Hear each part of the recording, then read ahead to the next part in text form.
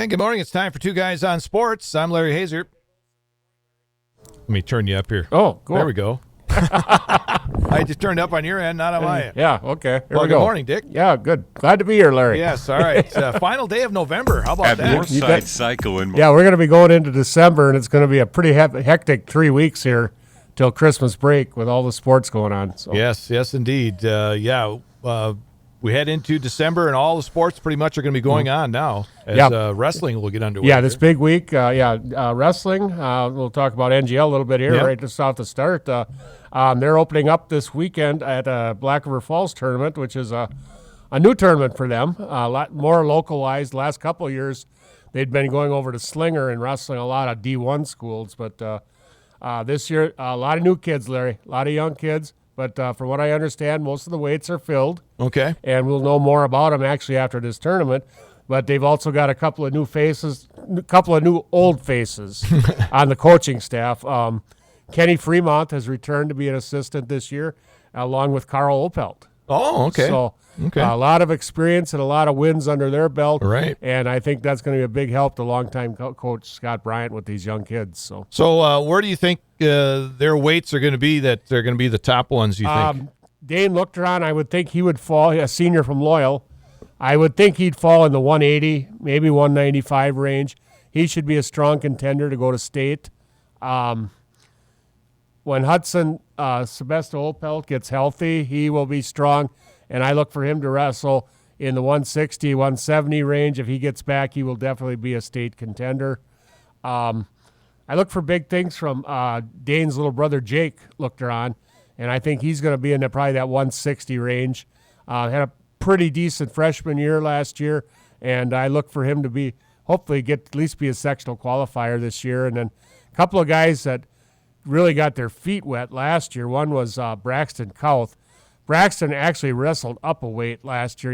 He wrestled 220, which for a freshman, Larry, is very difficult when you only weigh 195 pounds. But Braxton, I think, is going to have a good year for them too. I look for him to be strong. But a lot of wins and a lot of big wins for that have left the program, Larry. You start talking Luke Dukes, Gunnar Hoffman, 4 trips to state each. Derek Schernitz, 2 trips to state. Yeah. And then Keegan Anding, Carter Chaingarth, both couple times state qualifier. A lot of wins and a lot of leadership to make up there. So. Yeah. All right. Well, it should be an interesting wrestling season coming up for Neillsville Greenwood Loyal. Got a couple other wrestling notes. One sad note, Larry. Longtime Wisconsin Rapids coach Louis Bennett passed away this week at age 81. Louis coached 1 year at Menominee before coming to the Rapids in 1966, where he had over 700 dual match wins, and 17 team state championships. Yeah, they were pretty. They were pretty tough back in the day. And this last year, he did have, on a personal note, one big last one. His grandson, Braden Scholes from Kewaskum, was a 4-time state champion in Division II. Wow! And we always talked about at home how Louis never could get that kid to wrestle in Rapids. So, but anyway, Braden was a 4-time state champion, and now he's on scholarship at the University of Illinois. So, okay. All right. And then I've got a couple of college notes, too, here, Larry. Yep. Stephen Buchanan, NGL alumnus, off to a very strong start at the University of Oklahoma. He's 5-0, including a championship at the Michigan State Open, and Stephen is wrestling at 197 pounds. And this weekend, Friday night, the Sooners wrestle at Missouri, which should be a tremendous match. And then Sunday they are at West Virginia. So he's highly ranked in the nation right now. He's up. He's in the top 5 for sure. Yeah. I haven't seen the rankings myself, but yeah, he is definitely going to be a national tournament contender. So he will be right up there at 197. On a local note too, Janine Bethea, who's I believe a 2019 graduate of Neillsville, Larry, is wrestling for the UW Stevens Point women's team and wrestling at 116 pounds this year. She is 8-3 on the season. She opened the season 3rd at the Luther Open, which is in Iowa, and then a couple weeks ago at a tournament in Eau Claire, she was 1st. So Janine off to a really good start. The Pointers wrestle at the Carthage tournament this Sunday. So all right, so there you go. Some college wrestlers from this area doing very well. And before we go on, we got to congratulate again Paris Opelt. Yeah, 1,000 points. What a remarkable, any time a player gets 1,000 points, that's tremendous. Yeah. They've been on that varsity court 4 years and been a big leadership role. And, of course, this is a big thing for their family because that's number 2 in their family, too. So right. you don't see too many families get two siblings and the 1,000-point club, and that's a pretty big deal for Ryan and Sonny Opelt. You bet. Paris had 21 the other night. To lead Neillsville to that win over Mondovi. She now has 1,009 in her career. She's going to add quite a bit to that before the season's over. I think so. But Warriors ranked 9th in the first division rankings of the year. So yeah, we had our coaches preview show over in Marshfield last night, and they were talking a little bit about Neillsville. Yeah. It always comes up with I tell you, coaches. yeah, they were they're impressed at how Neillsville. But one of the things they're really impressed with is they said the 2 girls that are coming in as freshmen now are it's like they don't know what happens over here in Neillsville, what they put in the water, but they mesh right in. Yeah, it's just and I 2 think, girls left last year for graduation, and 2 more come right back in. And I think that starts way back at the youth, Larry. With Judy Littner starting these kids in 3rd and 4th and putting the fundamentals in, and Coach John Geyer having his fingerprints on the program all the way up. Yeah. And that's what I told the one coach. So what's the secret? I go, I think it's the youth. Yeah. I mean, but winning at the varsity level over the years has really increased your youth wanting to play. Yeah. These kids, they see you go back to the Littner girls and all this. These kids want to be like them. Right. I said, they're icons in Neillsville, and just kids want to be like them, and it's fun. You go to some of these games when they have the 3rd and 4th graders perform at halftime. Some of these kids have tremendous skills already they do. at 3rd and 4th, and then you look at the volunteers at the levels taking these kids to Northwest tournaments and things like. And just really a lot of loyalty to the program all the way up. So. Yeah, and if you want to see some of that young talent, they've got a tournament coming up Saturday. Up at Neillsville Schools. Yeah, a lot of teams. It's all Northwest or whatever they call it. Yeah, and I think all the gyms are going to be used too. Yeah, and it's a lot of games in a day. Yeah, it is. And it brings a lot of people into Neillsville. You bet. So. And you talk about some of these young kids that are looking up to the older kids and how they want to. Maybe emulate what they did. Yeah. And some of these freshmen that are coming in right now are some of those girls that, grew up with the Jenny Lindners and those. Jenny Littner graduated in 2014, which is 9 years ago. So somebody like Maddie Davo would have been in third, probably 2nd grade, actually. Yeah. But still growing up, and trying to. Yep. They are. I mean, look at these girls now. And Jenny's success at the college level too. Yeah. And bring that back to the program too. So. Yeah, and now you got Paris with 1,000 points. So girls are going to look up to that. And and we talked about on the ride home from Stratford, you can probably etch down Maddie Davo sometime in the future too. Probably not to put pressure on her shoulders or not. But, she's one you got to be looking at down the line. So that's right. Yeah. So girls basketball, let's see, they are going to be at Greenwood next Tuesday. They get a conference season. So. Get a little break, a week break. Yep. So they've kind of nice start. They 3-1, pretty good lineup that they went through. Athens and then a tough loss against McDonald, but went down to Toma and then Mondovi, and I think they're ready for the conference season. Yeah. They've got one coming up on the 11th. Of December when they host Fall Creek. That'll be an interesting matchup Fall there. Fall Creek is off to a pretty good start too. So, and I believe they are ranked in the state. I believe so. All right, and then we look at boys basketball. The boys kind of struggling a little bit as far as scoring. The defense has been on. Defense has been good, and the hustle has been there. Yeah. But really struggling to find an identity. I think on offense, Larry. And we've talked about it. For 3 years, the emphasis was on not the emphasis, but Drew Brown was the guy that they turned to for the big shot. They have not found that individual yet, or the group of individuals that can do it. But I think they keep hustling the way they are and playing defense. They're going to be fine. It'll come. It'll come. That was a very good game up with 2 scrappy teams up at Stratford the other night, and it could have gone either way, as could have the Alma Center Lincoln team. And people are going to find out Alma Center Lincoln was a very good ball club too. Yeah, they won the other night as well. So Nielsville, they got a couple of tall tests coming up. Durand tomorrow night, and Durand brings some nice height. The Hurlburt kid is about 6'4", and I forget the other kid's name, but he's about 6'6". So, yeah. And then they're going to go up to Marathon Monday night, and Grant Warren there, who's I believe a D2 or D1 prospect, he's 6'9". Yeah. Yeah. So they're, Nielsville matches up pretty good with their height against them, but it's the play. They've got to find ways to score. Yep. That's the big thing right now. Yeah, two games and 2-point losses so far. Yeah, actually, and both games they had leads in both games too. So and I guess if you're looking at it defensively, they've held both teams they played in the 40s. Yep.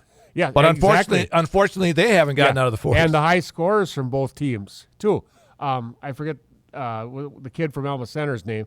But then you had Schmidt the other night. They held him to 6 points. Yeah. It was Bruzewicz from the outside and Zaleski that were the guys that did the damage. But right. They have done a really nice job on the high scorers all so far. So. Yeah, and Nielsville again at Durand, Arkansas tomorrow night. You can hear that game on 92.7 WPKG. And Monday at Marathon also on 92.7 WPKG. Then they have one more road game, and then they finally get some home games.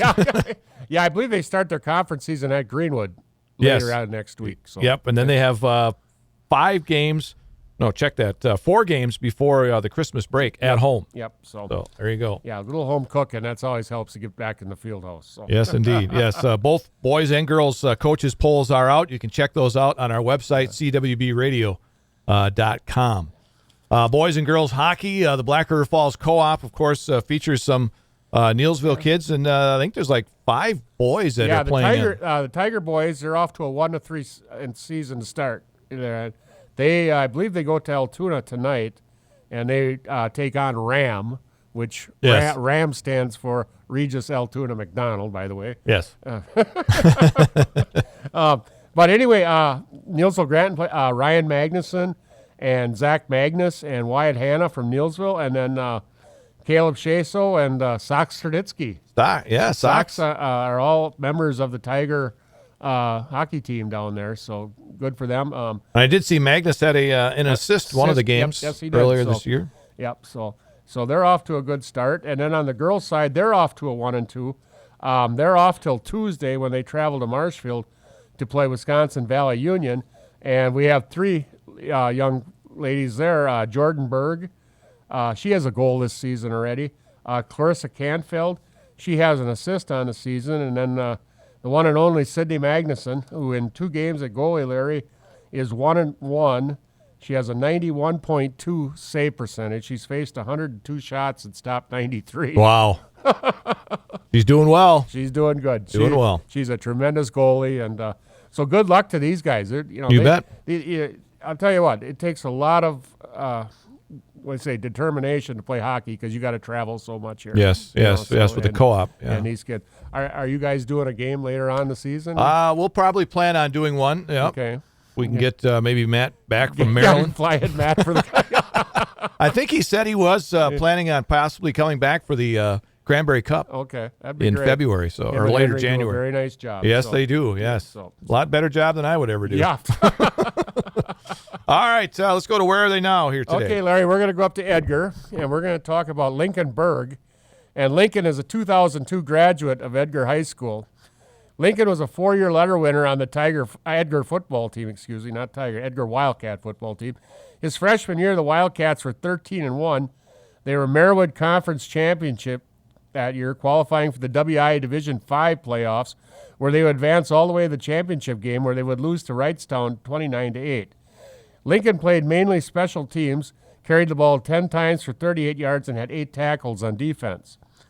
His sophomore year, the Wildcats were 14-0, winning the Marywood Championship and qualifying for the WI Division 5 playoffs, where they would advance to the championship game, where they would defeat Iola Scandinavia 22-6 for the title.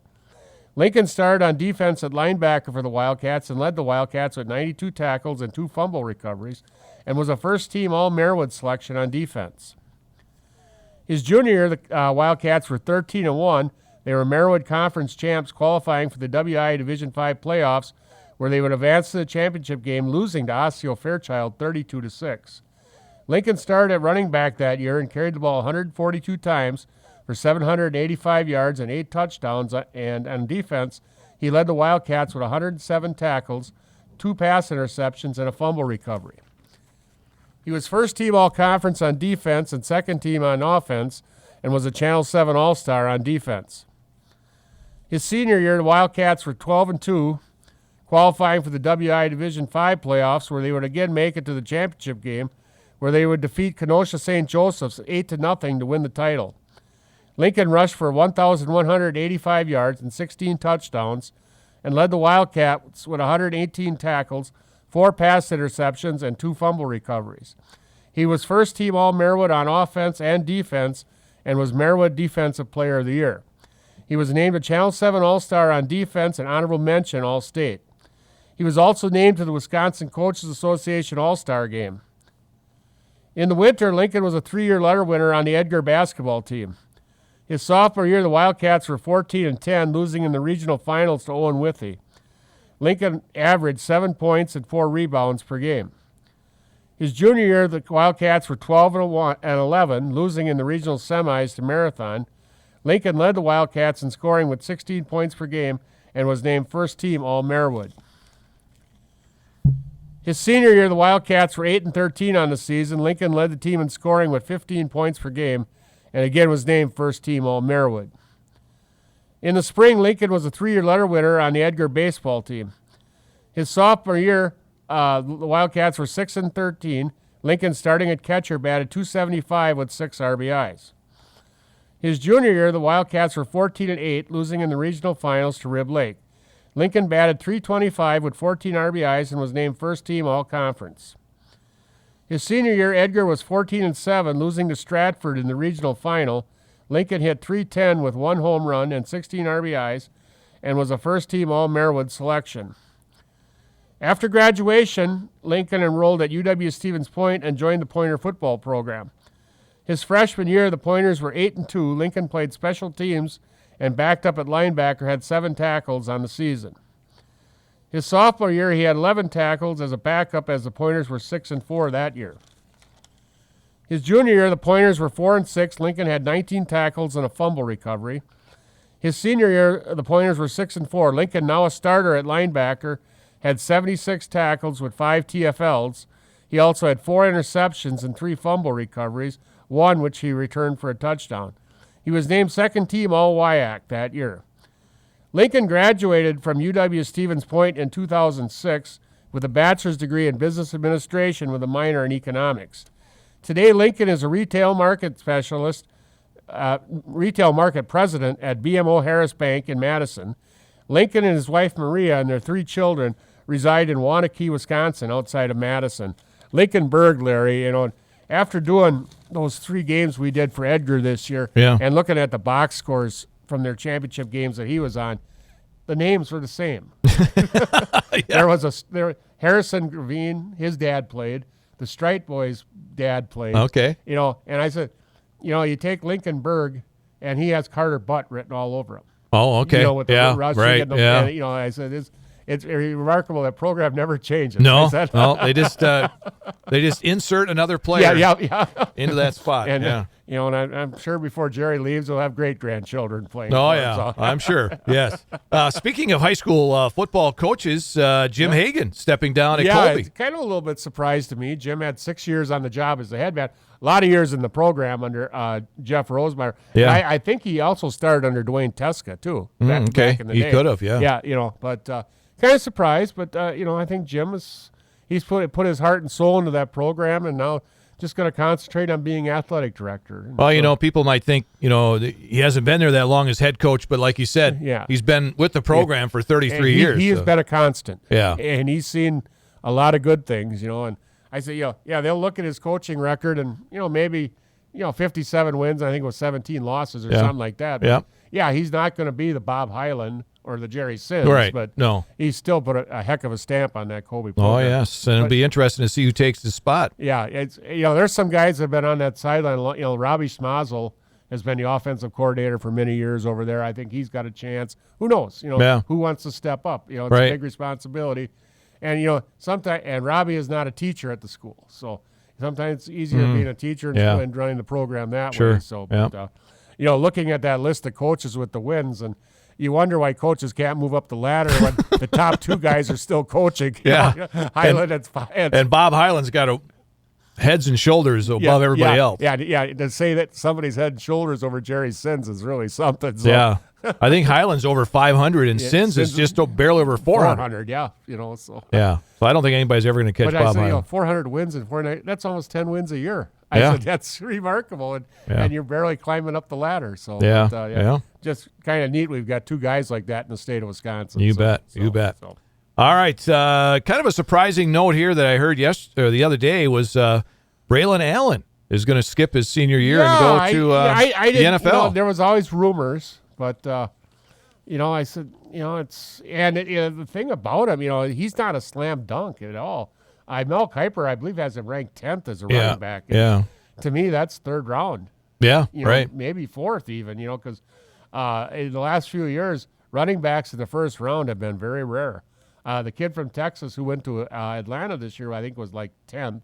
Yeah, but right. Robinson. Doesn't have been too many. And, I don't know. It's hard to say, but and he's been kind of often injured here lately. Maybe he's looking at longevity. I don't know. So, but he sure went out with a bang in the Minnesota game. I know he's playing hurt, but he really put his heart and soul in that game. And the thing that disappoints me a little bit is he is skipping the bowl game too. So I was kind of disappointed with that. I'd like to see him going out, but that seems to be the norm these days. People declaring for the draft and then skipping the bowl game. So I don't know. So. Well, I think they all look at Joe Thomas that one year when he got hurt in that bowl game. Yeah, absolutely. So it does come into play. So one other note here, I just read this today that the Wisconsin Football Coaches Association's head coaches have been announced, and the 8-player head coach for the North is Keldrick Stokes of Thorpe. Good for him. I said, he's such a neat guy. Yeah, and it was just fun to watch him coach that state championship game over in Rapids that day because he really brings a lot of enthusiasm to the program, and I'm guessing he's going to have a couple of his own players on his team, too. I would assume, yes. Yes. Of course, that is for, I believe, seniors. Yeah, it is. Yeah, and he's got a couple of good ones there. Yeah. So, but, he's really brought a lot of, he just brought the whole city of Thorpe together, the area up there with that program, and good for him. Yep. It's nice to see. So. Keldrick Stokes will be head man for the North 8-player team at the All-Star game. And that 8-player All-Star game is on July 19th. Yeah, over in Oshkosh. The 8th man is Friday night, and then the other, the small school is early after, like noon, and then like 4 o'clock the large school is. Yep. So that's all at Oshkosh Titan Stadium. So. Right. Yeah. All right. Volleyball, Wisconsin volleyball team has their tournament game tonight against Jackson State. Yep. Jackson State. Yeah. That's where Walter Payton went. Yeah, you don't hear them about volleyball, but I guess not around here. Yeah. I haven't heard of any sport except for that Walter Payton played football. Yeah, there. Right. Yeah, I thought wasn't they like NCAA 2 or 3 when Payton was there? I don't think they were NCAA. Oh, I don't know. I don't know. They may not have been at that time. Yeah, but they're coming to Madison. So of course, the first 2 rounds are both at the Badgers will be hosting at the Fieldhouse. So, Miami and Northern Iowa in the first matchup tonight, and then the winners would face off tomorrow night. Yep. For that. Yep. All right, Packers getting ready for the Chiefs City. Sunday night. Sunday night. I like the way their defense has come together. Everybody said with the doom when Rasul Douglas was traded. Of course, Eric Stokes is hurt. Yeah. Savage was hurt, but Valentine, the 7th-round pick, has really stepped in. Yes, he has. He looks like he could be a shutdown corner. Yeah, he really does. Did a nice job against Detroit. You're not going to keep Detroit's receivers off the board, but they did a nice job that day. So. And Kansas City's receivers aren't, lights out anymore like they used to be. You don't have a Tariq Hill or anything like that. Their big man is Kelsey. Right. And it sounds like the Packers have got some help coming. It sounds like Stokes is going to be ready to play. Savage is going to be ready to play. So. Should be helpful. But the big thing is, I think Detroit, they got a really nice pass rush. They put pressure on the quarterback all day there and forced.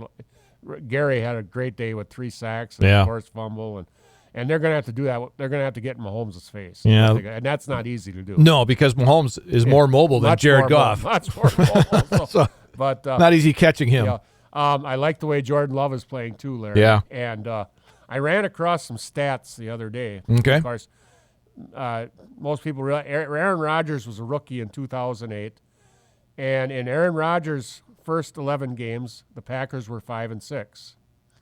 Aaron Rodgers had 2,599 yards passing, 17 touchdowns, and 9 interceptions.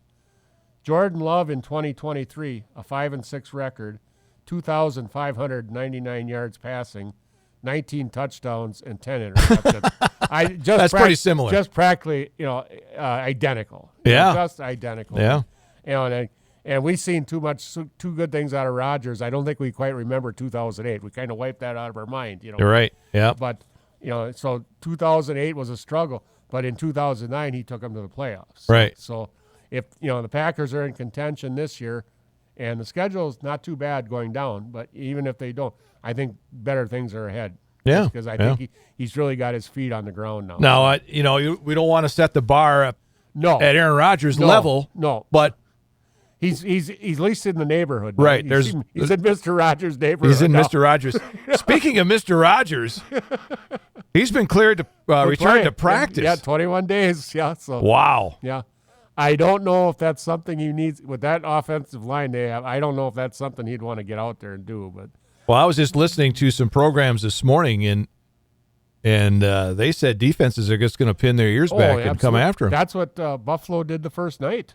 Yeah. On that very first sack, that's what they did. They pinned, and you're talking. I don't know what their schedule is down the line, but their offensive line has been very porous. Yeah. So I'll tell you, I don't know. It just because the normal for a torn Achilles is like 10 10 months. And he's got 11 weeks. Yeah, but back in 2013, he came back from a broken collarbone and played the last game of the season in the playoffs too. So yeah, he might be a fast healer, I guess. So I don't know. Maybe it's all that weird stuff he does in the off season. Yeah, right. There you go. Well, they're projecting by rule, the Jets have 21 days to decide whether or not to activate him. Yeah. And that period would expire December 20th, and their next game would be the Washington Commanders. Yeah. So we'll see. And the Commanders pretty much got rid of all their defensive linemen. But by the 20th, I don't see the biggest reason I'd come back is if they were in playoff contention. Yeah, and I don't think by December 20th, I don't think they're going to be in playoff contention anymore. No, I don't see that happening. So I don't know. It's up. It'll be interesting and it's something to talk about anyway. I guess at least for the Jets. I said, who'd have thought that they really dumped on Zach Wilson really fast, and now they're with Tim Boyle. And of course, Tim Boyle was behind Rodgers in Green Bay, but so far I've heard a lot of bad things about Nathaniel Hackett again. Well, I seen something, you've probably seen this too, where somebody put up all the people that Rodgers wanted in Green Bay, and they've all failed. Yeah, and I said Alan Lazard was a healthy scratch last weekend. Yeah, did not play on Black Friday, and Randall Cobb's name hasn't come up, and they said Billy Turner, they call him a turnstile at offensive guard. So Nathaniel Hackett, they say, is not doing very well. And what's hurting, another thing, I think people are looking what Denver's doing this year under Peyton, and it really makes Hackett really look bad because they really haven't changed a lot of personnel. Well, and getting back to the comment that Sean Payton made last year or earlier this year about him not being a good coach. Yeah. He may not be a good head coach. No, a lot of these coordinators are not good head coaches. Yeah, look at Josh McDaniel. Yeah, he's been terrible as a head coach, and I mean he supposedly learned under the best. Right, and he's been a fail. Matt Patricia. I mean, there hasn't anybody come out of the Bill Belichick tree that's been good. No, not really. No, they haven't. So no. I said, really, nobody's had a good tree. Maybe Kyle Shanahan's had some guys. Because you figure LaFleur and McDaniel down at Miami, they've all came out from under Sean. Probably one of the better ones over the years was who was the big coach for the Packers? Holmgren. Yeah. Mike Holmgren. Yeah, and of course he came out of a heck of a tree too. In San Francisco. Yeah, he came out of the Bill Walsh tree, which really was very successful there. But if you look back at 1992 in their press book that they used to have, and there are a lot of former head coaches on that staff. Yep. Trust me. Yeah. in the NFL. Yeah. Speaking of that, speaking about that team, because Frank Wright was fired at Carolina this week. First season on the job. He becomes the third coach in NFL history to be fired in back-to-back seasons. And one, and you talk about that 1992 picture, was Ray Rhodes. He got Ray fired in Rhodes. Philadelphia, and Ron Wolf swooped him right up when Holmgren went to Seattle, and he lasted 1 year in Green Bay and he got fired after that's right, last Ray game of the Rhodes. season. So, Wow. Yeah, and Chip Kelly was the other one. Philadelphia fired him, and he went to San Francisco, and San Francisco fired him after a year or two. Oh, I didn't even realize he was in the NFL, to tell you the truth. Well, he had all that success at Oregon. With that crazy offense. And he tried to take it to the NFL. It didn't work in Philadelphia, and it didn't work in San Francisco. And I believe he's at UCLA now, I believe. Yes. Yep. Yeah. Yeah, I was surprised with Frank Reich. They really didn't give him a chance there, I didn't think. I said the people, and I'll say this time and time again, these first-round guys come in, they need to sit and watch for a little bit, but they throw Bryce Young right in there, and when you have that first pick in the draft, Larry, you got a lot of other holes too. And a lot of times it's the offensive line. And that quarterback takes a beating. You look at the kid at Jacksonville was the same way. He struggled a couple years. Fields at Chicago is struggling. It's a lot. They've got too many holes, and you can't put that on the quarterback's back. I think the one guy has really been impressed over the years, and now he's hurt, is Joe Burrow. Yeah, right. Yeah. But I think he went into a pretty good situation in Cincinnati. Yeah. A lot of these top draft picks go to bad teams. Yeah, but you can't. I don't know if you can blame the coach for that. No, absolutely not. Give him a chance. You got to start up on the top. And I said, and I've always thought the Packer philosophy, of having these guys sit a couple, 2-3 years has been the best thing that could be for them. So. Well, and they're in a situation where they can. Yeah. I say, I mean, if you're behind Aaron Rodgers, you're not going to. Starting quarterback since 1992. My goodness, That don't happen. No, and it ain't never going to happen again, Larry. So. No. All right, Thursday night NFL football tonight. Seattle at Dallas. Yep. Boy, they got a lot of people high in Dallas again. Oh yeah. Their defense is playing pretty good though. So, but I'll tell you what. I said I still wait for Mike McCarthy to make the coaching mistake. I don't know. Their defense is good, though. Yeah, it is. Yeah. But I do not think they're San Francisco good, and I do not think they're Philadelphia good in the NFC. Until they can beat them. And they haven't done it yet. So. But good game Sunday, too, though. San Francisco at Philadelphia. Yeah, a couple of good ones here lately. Yeah, and then, of course, the Packers at Green Bay hosting Kansas City. And of course, already the Swift onlookers have been looking to see if there's a. I talked to a guy that I know in Green Bay, and he said he talked to somebody last night, and they said she has rented a suite at Lambeau Field, but he wasn't sure if he was just saying that or. It might be for Kelsey's family too. You never know. So. Yeah. Not that it matters. You know where the cameras are going to be pointing. Yeah. And always drives the rankings up for the games too. Oh yeah. Yeah. But. That'd be interesting in Green Bay if she is there. Yeah, you bet, because she's been on some kind of big tour too, though. Yeah, but I think that's over now. Okay, all right. So. Yeah. Milwaukee Bucks, they won their pool. Yep. Their group. Yeah. So they are now advancing on in that in-tournament. They are in in-season tournament. They are in the quarterfinals, and they host New York on Tuesday in the in-season tournament. So, they have Chicago tonight and host Atlanta Saturday, but. They're playing much better. They've won 8 out of their last 10, Larry. They had a little slow start. I think that grouping is starting to get together. Yeah, and I'll tell you what, Lillard and Giannis look like a good matchup. Yes, they do. And I'll tell you, Brooke Lopez is playing at a high level again. So I didn't realize his brother's on the roster again. Yeah, he hasn't really done much, but he's on the roster. One guy with hair and one guy without. He has the best hair on the team. Yeah. The most hair at least. Yeah. Yeah, they've been playing well. I mean, the starters and Middleton's kind of fitting in a little bit. He hasn't had to be that primary or a second primary they've guy. Had some injuries too. Crowder's out for a little bit here, but a couple of Beasley's playing very well. Beasley's playing well. So I think it's going to get better, and hopefully they have Crowder back for the late season run, and everybody else is fitting in. I thought Beauchamp might do a little more, but he hasn't. He's not getting there quite yet. But they got a deep bench though. Oh boy, you bet. Yeah, Connaughton's playing. You talk some of the names that are coming off the bench. It's like, wow, they could be starting against him. Yeah, so they're doing well. So, but we should mention, Larry, before we leave, the conference championship games in college football. Oh yes, Friday night, the Pac-12, Oregon versus Washington. That's 5 versus 3. Saturday, the Big 12, Texas and Oklahoma State. That's 7 versus 19. SEC, number 1 Georgia versus number 8 Alabama. Big 10, Saturday, number 2 Michigan versus number 18 Iowa. And the ACC, number 4 Florida versus number 15 Louisville. And we'll see. Right now it's Georgia, Michigan, Washington, and Florida State. We'll see what happens come Sunday. So I tell you, if those teams all lose, it's going to set up something else. Yeah, Ohio State's, the only one that can't help themselves is Ohio State. Right. Yeah, they're sitting there with nothing. They're nothing. So. Yeah, and with the loss, their last game is a loss. So, yeah. It'll be interesting to see how that shapes up. Yep. After and then Sunday's a big selection show for all the bowl games. Yeah, all the bowl games, and talk to Danny Kopp.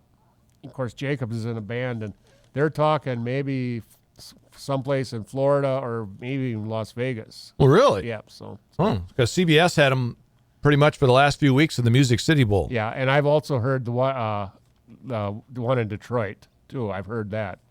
Okay, Motor City Bowl. That's it. Okay, so I've heard that, but we'll never know until So, yeah, you can speculate all you want. Yeah, but it's, but the band does travel for the bowl game. Though, okay, all right.